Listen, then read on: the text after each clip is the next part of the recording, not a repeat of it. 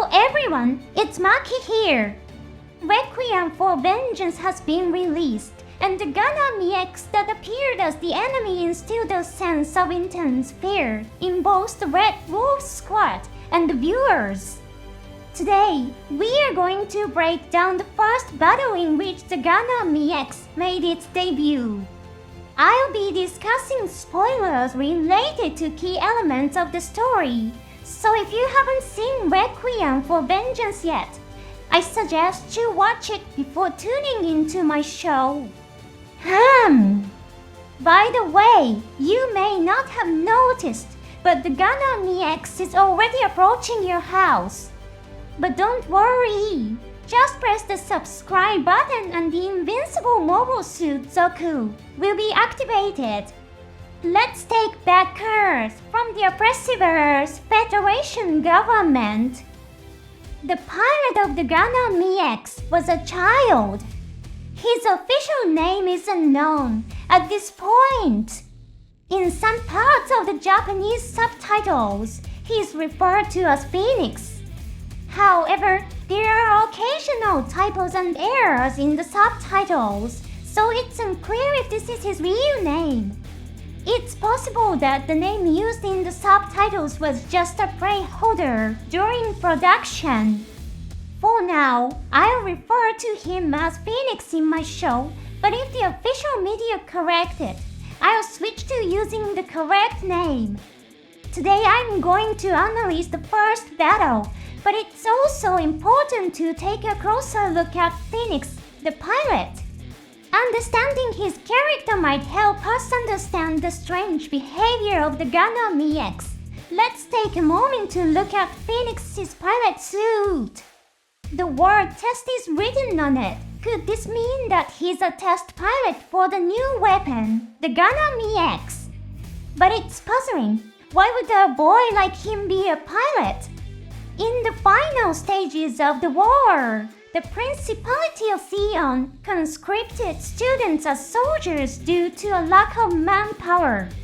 However, the Earth's Federation forces have a much larger manpower than Theon.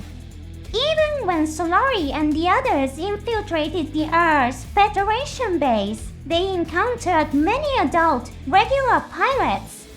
So why send a test pilot into actual combat when there are plenty of regular pilots available? We've seen cases in previous series where test pilots such as Christina Mackenzie and Cole Rocky ended up in combat as a result of accidents. But in Requiem for Vengeance, after the explosion of a time bomb, the tanks and infantry of the Earth's Federation forces launched a coordinated attack. This was no accident, but a deliberate military operation, and Phoenix took part in the attack. So what does the word test mean? Does it really mean that he's a test pilot for the Gundam Ex? Or does the test in question refer to Phoenix himself, the one wearing the pilot suit? Phoenix is portrayed as having abilities similar to those of a new type. The scene where he connects with Solari at the end of the story is a classic depiction of new type powers. He was able to perfectly understand that Solari no longer held any animosity towards him. It's possible that Phoenix was a subject of new type research. While the legal details of the Universal Century remain unclear, it's hard to imagine that the regular military would approve of conscripting child soldiers. The Gundam Ex also comes with the backstory that all records were destroyed in the post-war chaos. The combination of the international outcry that would result from child soldiers and the inhumane concept of human experimentation may be what defines the essence of the Gundam Ex. If we keep in mind the idea of a boy deprived of his choice and forced onto the battlefield, we can gain a deeper understanding of the battle in the forest. Let's start analyzing the battle in the forest. Solari and the Red Wolf Squad board their Zaku units and engage in battle. Suddenly, the Gundam Ex appears in front of them. This is where it gets weird. The Gundam Ex just stands there, motionless. Stopping in the middle of battle is an incredibly dangerous move. In the Gundam series, not only ace pilots but even novices have said you'd have to be crazy to stop moving on the battlefield. The behavior of the Gundam Ex is bizarre. Soon after the Gundam overwhelms the Zaku with its immense mobility, logically it should use this mobility to move around the battlefield, destroying tanks and inactive Zaku units.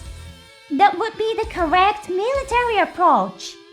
Some viewers unfamiliar with the situation may have found this sight terrifying, perhaps interpreting it as the overwhelming power of a dominant force, enjoying the sight of its enemies in flames. However, both interpretations are incorrect. Phoenix, the pilot of the Gundam Ex, doesn't want to fight. Even in his final confrontation with Solari, he says, "I don't want to kill. I had no choice."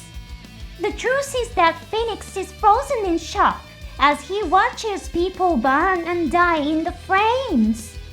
However, the menacing appearance of the Gundam gives the impression that it enjoys the act of killing. And this is where the difference between old types and new types comes into play. Through this scene, we are made to realize that we are old types. If it had been any of the previous Gundam protagonists who had awakened to their new type abilities, they might have sensed the pilot of this Gundam is afraid. But the Red Wolf Squad, the Zeon soldiers present, and we as viewers being old types, interpreted the Gundam as a terrifying demon. Just before the battle began, chaps of the Red Wolf Squad said people lose their minds when they are possessed by the forest demon. The chaos on the battlefield could very well be the true identity of this demon. Chaps Zaku is destroyed with a single shot from the beam rifle. The Gundam Ex remains still in its shooting position. This also helps us understand that Phoenix is terrified by the fact that he has just killed someone. Ammo Ray too was once drenched in sweat and closed his eyes in fear when he shot at humans with his Gundam. If the pilot were someone experienced in battle, he would have either moved immediately or taken a defensive stance. But Phoenix remains frozen. This stillness is used to give the audience a strong impression of the Gundam. It also successfully gives the illusion that the Gundam is fronting its overwhelming power like a proud and dominant force. Lu Shan begins his attack in a fit of rage. Only when Phoenix hears the sound of the attack does he begin to move and take evasive action. Lu Shan is then taken aback by the sheer agility of the Gundam. The scene highlights the difference between the Gundam, which was designed to fight mobile suits, and the Zaku, which was designed to fight older weapons. Kale aims a large gun at the Gundam, but the Gundam blocks the attack with its shield. Once again, we see Phoenix's unusual abilities on display. After freezing on the battlefield, he instantly displays the ability to accurately block enemy attacks. Although metal bullets are much slower than beam weapons, they still travel at a speed that's unbelievably fast from a human perspective. The strange behavior continues. The Gundam emerges from the smoke caused by the bullet's impact. For someone with newbie abilities like Phoenix, this is a meaningless move. The beam rifle has only fired one shot so far. There's still plenty of energy left, and he could have counterattacked with the beam rifle. Besides, The fact that the enemy fired at him means that the Gundam's sensors should have pinpointed the enemy's position. Nevertheless, Phoenix rushes towards Chaos Zaku. It's likely that Phoenix was overcome by fear and instinctively rushed forward. And then the viewers witness a terrifying scene, the undamaged Gundam charging out of the smoke towards them. The Gundam leaps into the air and executes a kick. Was Phoenix wary of the Zaku's shooting weapon, or was he driven to such an action by fear? Compared to the Zaku, the Gundam is designed to perform movements that are much more human-like. It's as if the Gundam responded to Phoenix's distress with a flying kick. Chaos Zaku is knocked down by the kick, and the Gundam proceeds to rip the tubes from the Zaku's head. This is a clear homage to the scene in which Amuro Ray fought a Zaku. The composition of the shot, though dimly lit, is strikingly similar. The Gundam then hits the Zaku's cockpit, destroying it. A liquid, which could be oil or possibly blood, drips from the Gundam's fist. Even though he could use his beam sabers, he still chooses to attack with a punch. This is an action that runs the risk of damaging parts of his fingers. What kind of expression does Phoenix have while performing this attack? He may have a completely different expression than what viewers and Solari imagine. Lucian's Zaku tries to attack the Gundam with a heat hog, but the Gundam's beam saber destroys both of the Zaku's arms. On closer inspection, the scene mirrors the one in the original Gundam, where Amuro Ray cuts off a Gao's arms. These subtle references are a treat for fans of the older series. At the same time, they subtly convey to the audience that the pilot of Gundam Ex fights the same way as Amuro. This approach gives the viewer the hunch that he might be a new type. However, Phoenix is still inexperienced as a pilot. Although he destroys the Zaku's torso with the beam saber, Lucian survives. The cockpit remains intact. Had Phoenix possessed abilities like Amuro Ray, at the end of the story, he would have got through the cockpit with precision. At this point, Phoenix's inexperience and loss of composure are the reasons Lucian survives. Solari fires a missile from her Zaku's legs, but the Gundam, after visually confirming the missile launch, blocks it with its shield. This move alone makes Phoenix look like an ace pilot. The Gundam tries to hit Solari's Zaku with its beam saber, but is hit in the shoulder by a shot, causing it to stop moving again. It's another unnatural movement. Had Phoenix continued to attack, he could probably have destroyed Solari's Zaku. But he is distracted by the source of the attack. This scene shows the imbalance in Phoenix, a mixture of his superior piloting skills as a new type and his fear as a young boy. His attention was drawn more to the Zaku tank at a distance than to the enemy in front of him. The Gundam leaves Solari's Zaku behind and begins to attack the Zaku tank instead. Desperately searching for a usable weapon, Solari finds a bazooka which she fires at the Gundam. After destroying the Zaku tank, the Gundam once again successfully blocks the bazooka round with its shield, demonstrating precise defense. The Gundam then emerges from the flames completely unharmed. This is just my personal opinion, and I may be digressing here, but the music in this scene reminded me of Star Wars. I almost laughed because it sounded so much like the Imperial March. It gave me a mental image of Darth Vader walking towards us with his lightsaber activated. Back to the Gundam's battle scenes. After planting its shield in the ground, the Gundam jumps into the air and destroys the Zaku's bazooka with its beam saber. In desperation, Solari performs a body slam, crossing the distance to the point where it becomes difficult for the beam saber to be effective.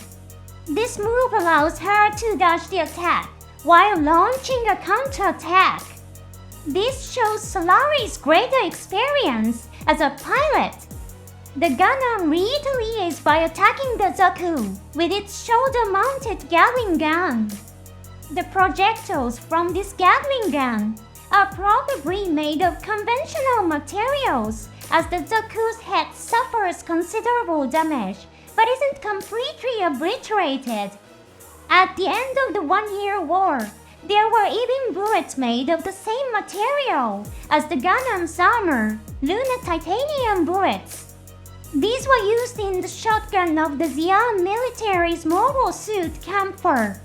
Luna titanium bullets have the offensive power to easily penetrate the armor of a mobile suit.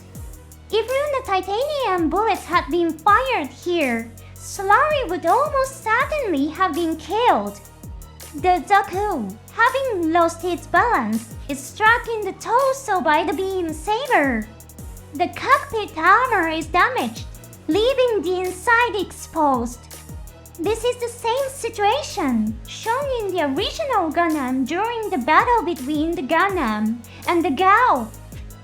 It's a scene that was also honored in Gundam 00, showing its enduring popularity.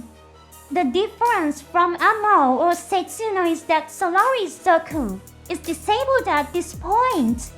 Solari can see the Gundam through its now exposed cockpit, and the brilliant light of the beam saber shines before her eyes. Then the Gundam is hit by an attack.